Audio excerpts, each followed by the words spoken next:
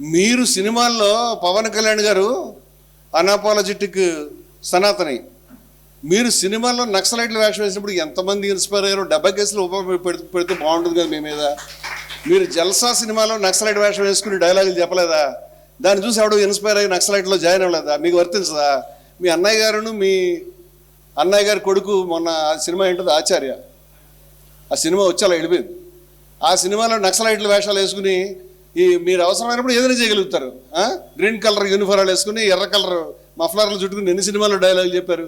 అంటే ఏమి పిల్లి పాలు తాగుతూ ఎవడో చూడలేదు అనుకుంటుందా, లేకపోతే ఎముకలు కూడా మెళ్ళ వేసుకుని తిరిగినా తప్పులేదు అనుకుంటారా? మీకు ఏమైనా సిగ్గు లేకుండా పోయిందా? ఇప్పుడు ఈ మాటలు ఎందుకు చెప్పాల్సి వస్తుంది అంటే, దీనికి చాలామంది యూట్యూబర్లు సనాతన ధర్మాన్ని లింక్ పెట్టి మాట్లాడుతున్నారు. సనాతన ధర్మానికి దీనికి ఏంటి అంటే సంబంధం?